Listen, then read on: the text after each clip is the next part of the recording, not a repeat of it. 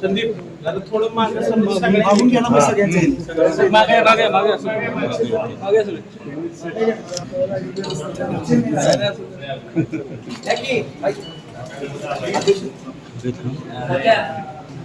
छत्रपती शिवाजी महाराज की जय जय भवानी जय शिवाजी हर हर महादेव तुमचेच आशीर्वाद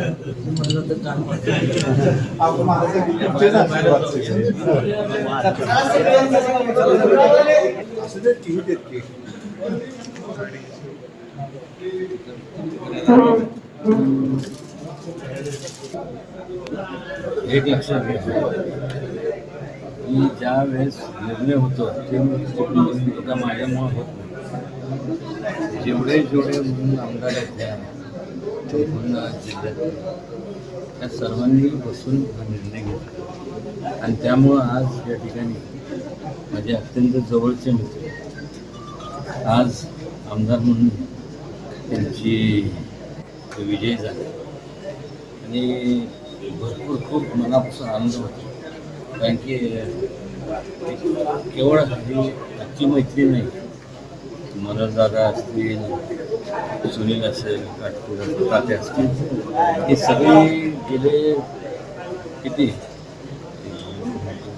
मोजता येत नाही म्हणजे 20पेक्षा अधिक जास्त वर्षाचे दिलीप असेल नंतर सगळ्यांची भीमराव काका तर काय सगळ्यांनी ज्येष्ठच त्या सगळ्यांनी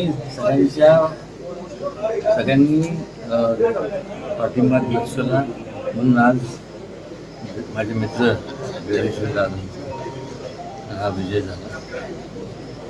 जे विजय होत असतात पण आज आनंद एवढा वाटतो की आज माझ्या एका मित्राला त्या पदावर बघताना खूप खूप मनापासून म्हणजे शब्दात वर्णन करू शकत एवढा आनंद होतो.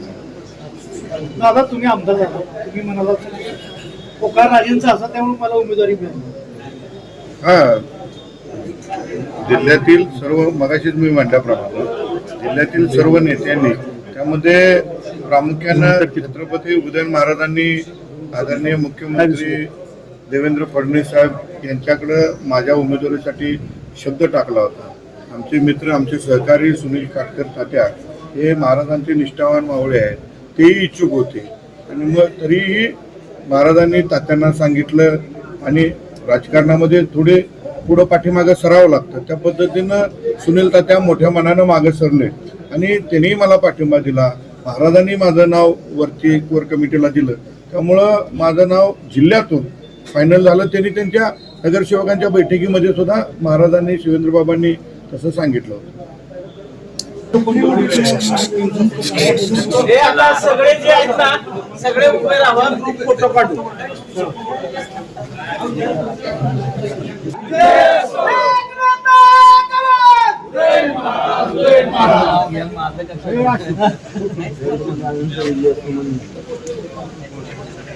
दादांचा